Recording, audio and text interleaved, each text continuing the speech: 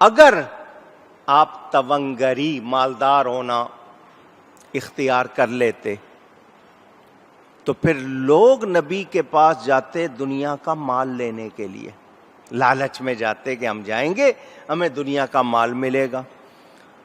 اللہ تعالی نے نبی پاک صلی اللہ علیہ وسلم کی پسند کے مطابق ان کو دنیا کا مال اس طرح نہیں دیا، مگر نبی نے جس کو چاہا، جس نے جو مانگا وہ عطا کیا یا نہیں کیا؟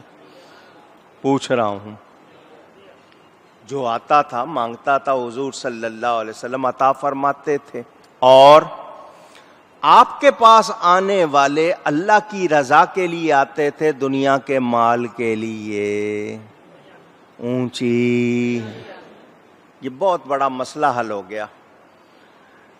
آج کل بھی لوگ کہتے ہیں پیر صاحب کو پکڑ لو، یار پیر صاحب کی دعا کریں گے مال ہی مال ہوگا، تو جو دنیا کے مال کے لیے ہے وہ اچھا نہیں۔ ہاں، مفلسی سے بچنا چاہو، محتاجی سے بچنے کی دعا کرو، ضرور کرو، کوشش کرو، مال بھی کماؤ، مگر مال سے محبت نہ کرو۔ یہ مال کی طلب زیادہ ہو جائے تو انسان پھر برباد ہونا شروع ہو جاتا ہے۔ اللہ مال دے، نیکی میں جائز میں خرچ کرو، خوب کماؤ، بزنس بڑھاؤ، جائز ناجائز نہیں، کیونکہ ایک لقمہ بھی غلط مل گیا تو پھر سارا برباد ہو جائے گا۔ زیادہ کمانا کہ میں زیادہ کماؤں گا، زکوٰۃ زیادہ بنے گی، اللہ کی راہ میں زیادہ دوں گا، لوگوں کے کام آؤں گا، بچوں پر جائز خرچ کروں گا، خود پر جائز خرچ کروں گا، ملک کی معیشت کو بڑھاؤں گا، بہت اچھی بات ہے۔ دنیا دار ہونا بری بات نہیں ہے، دنیا پرست ہونا بری بات۔ دنیا پرست کا مطلب دنیا کی محبت آ جائے اور پھر بس دنیا ہی دنیا دماغ میں ہو اور کچھ نہ ہو، ایسا نہیں ہونا چاہیے۔ میرے دوستوں اور بزرگوں، شیخ الاسلام والمسلمین سلطان الزاہدین حضرت سیدنا بابا فرید الدین مسعود گنج شکر رضی اللہ تعالی، پاک پتن شریف والے، پچھلے دنوں آپ کا عرس ہوا۔ ان کے پاس ایک شخص آ گیا اور مفلسی کا سارا ماجرا سنایا، میں کنگال ہوں بالکل اور یہ حال ہو گیا ہے۔ مٹی کا ڈھیلا حضرت نے پکڑا اور اس پر سورہ اخلاص قل ہو اللہ پڑھ دی، فرمایا لے۔ اس نے لیا تو وہ سونا بن گیا، وہ مٹی کا ڈھیلا کیا بن گیا؟ وہ شخص وہ ڈھیلا لے کے گھر چلا گیا، اس نے اور گلی میں سے کوئی 20-25 ڈھیلے جمع کر لیے اور ہر ڈھیلے پہ بیٹھ کے سورہ اخلاص پڑھنے لگ گیا۔ کہ بابا صاحب نے سورہ اخلاص پڑھی تھی تو مٹی کا ڈھیلا کیا بن گیا تھا؟ سونا بن گیا۔ تو میں بھی پڑھتا ہوں، وہ 1 بار پڑھ، وہ 2 بار پڑھ، وہ 3 بار پڑھ، کوئی ڈھیلا سونا نہیں۔ حضرت صاحب کے پاس آیا، آپ نے تو 1 دفعہ سورت پڑھی، ڈھیلا سونا بن گیا، میں نے تو کتنی بار پڑھی ہے لیکن کچھ نہیں ہوا۔ آپ نے فرمایا مٹی کا ڈھیلا بھی وہی ہے، سورت بھی وہی ہے، مگر فرید کی زبان میں اور تیری زبان میں فرق ہے، زبان ایک نہیں۔ میں اللہ کی رضا کے لیے پڑھتا ہوں، تو مال کے لیے پڑھتا ہے، تو پھر وہ والی تاثیر اونچی، وہ تاثیر کہاں سے لائے گا؟ وہ منہ کہاں سے لائے گا؟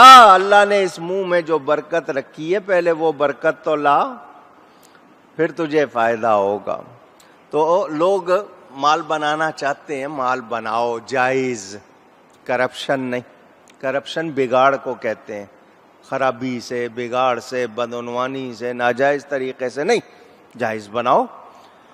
اور آنے والوں کو قیامت تک یہ پیغام دے دیا گیا، دیکھنا نبی کے کاشانے پہ آنا ہے، آستانے پہ آنا ہے تو اللہ کی رضا کے لیے ادب سے آنا ہے، دنیا کے مال کے لیے اونچی. دنیا بیکار شے ہے, اس نے کسی سے وفا نہیں کی. آج اس ہاتھ ہے, کل اس ہاتھ ہے. اگر یہ اچھی ہوتی تو اللہ کافروں کو مکھی کے پر کے برابر بھی دنیا نہیں دیتا. دنیا کی کوئی حیثیت ہوتی تو آج کافروں کو کتنی دی ہوئی ہے, اللہ ان کو مکھی کے پر کے برابر بھی نہ دیتا, نہ ہی اس دنیا کا ایک گھونٹ ان کو پینے دیتا. اللہ تعالیٰ کے نزدیک اس دنیا کی کوئی حیثیت نہیں. اللہ نے حبیب کو بتا دیا, محبوب اپنے غلاموں سے کہہ دو یہ دنیا بہت عارضی چیز ہے, ہم نے آخرت کی نعمتیں مومنوں کے لیے تیار کی ہے, آپ کے غلاموں کے لیے جنت میں بیش بہا نعمتیں ہیں. میرے دوستوں اور بزرگوں, اب یہاں پر کسی کے ذہن میں ایک دو سوال آ جائیں گے, ان کا بھی جواب دے دوں کہ بعض نبی بادشاہ ہوئے, ان کے پاس بہت مال تھا, ان کو کبھی کوئی مال کی شکایت نہیں. تو سنو, یہ دکھانا تھا, یہ بتانا تھا کہ یہ نہ سمجھے, نبیوں کو ہلکا نہ سمجھے. حضور نے پسند نہیں کیا, اللہ نے خود پوچھا تھا, محبوب نبی بادشاہ بننا چاہتے ہو یا نبی بندے بننا چاہتے ہو؟ حضرت سلیمان علیہ السلام نے بادشاہی مانگی, اللہ نے عطا کی. اپنے حبیب سے خود پوچھا, محبوب بادشاہ بننا چاہتے ہو یا بندے؟ حضور نے فرمایا میں نبی بادشاہ بننا نہیں چاہتا, نبی بندہ بننا چاہتا ہوں. خود پسند کیا. اس کے باوجود حضرت سلیمان سے زیادہ اللہ نے اختیار دیا یا نہیں دیا؟ پوچھ رہا ہوں.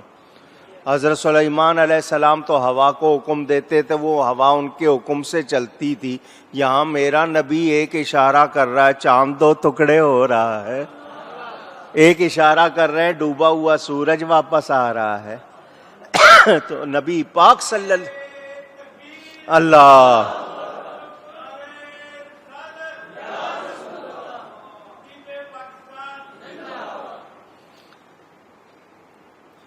یہ نہ سمجھا جائے کہ مل نہیں سکتا.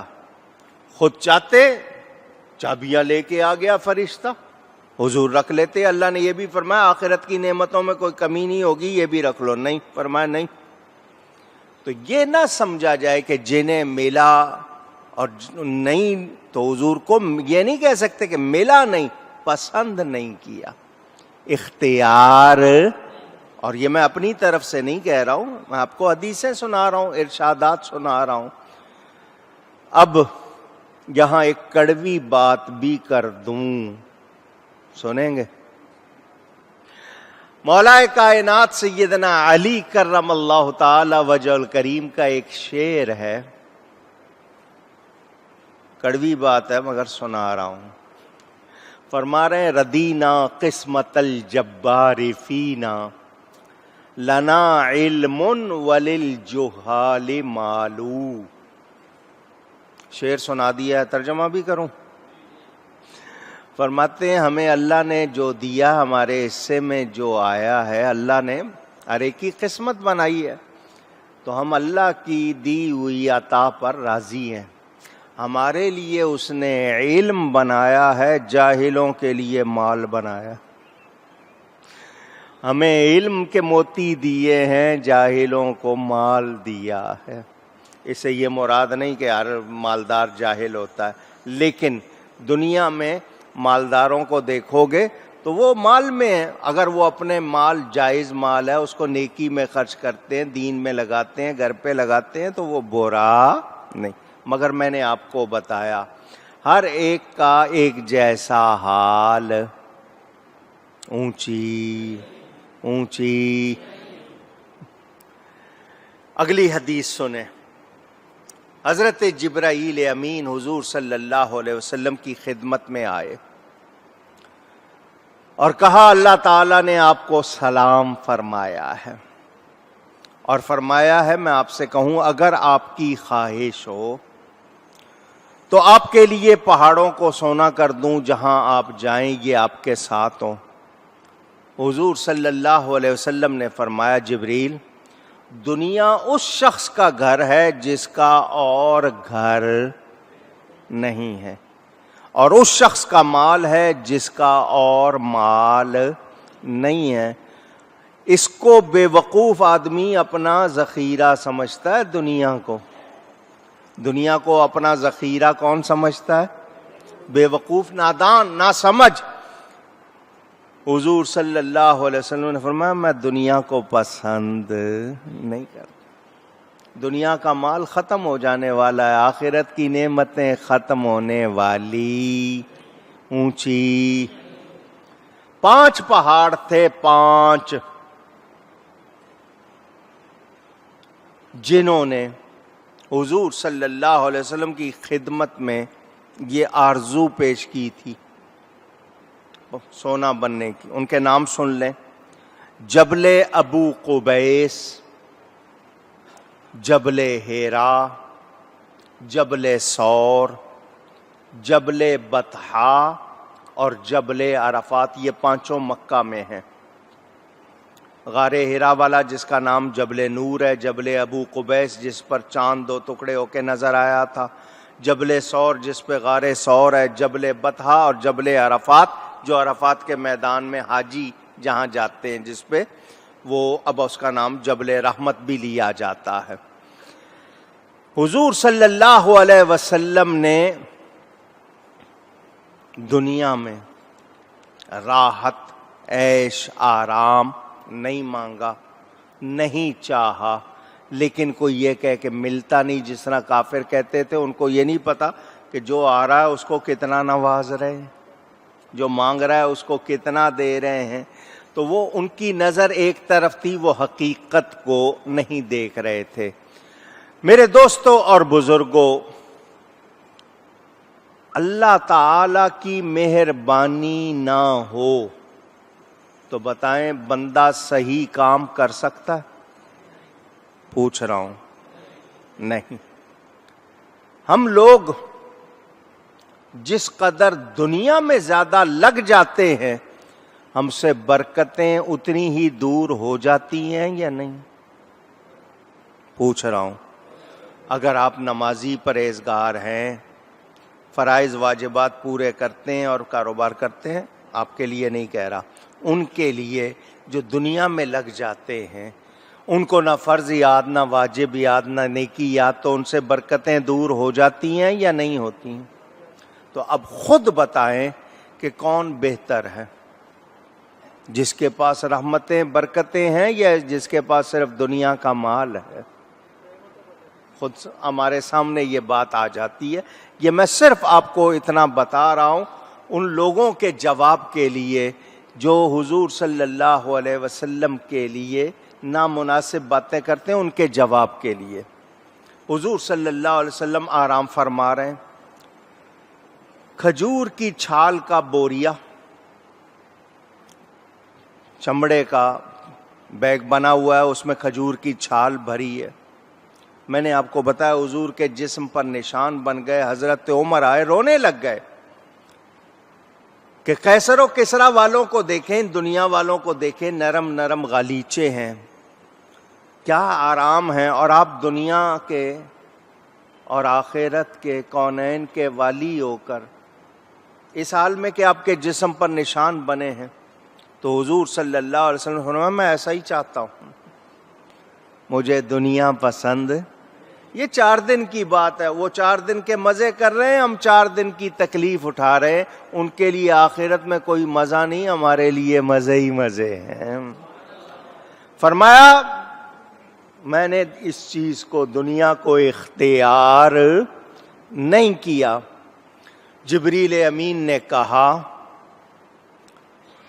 خدا تعالی کا یہ قانون ہے، دنیا کی لذتیں جس قدر بڑھتی جائیں اسی قدر آخرت کی لذتیں کم ہوتی جائیں۔ تو اگر نیکیوں کا بدلہ دنیا میں پانا چاہتے ہو تو پھر آخرت میں کوئی حصہ اونچی نہیں۔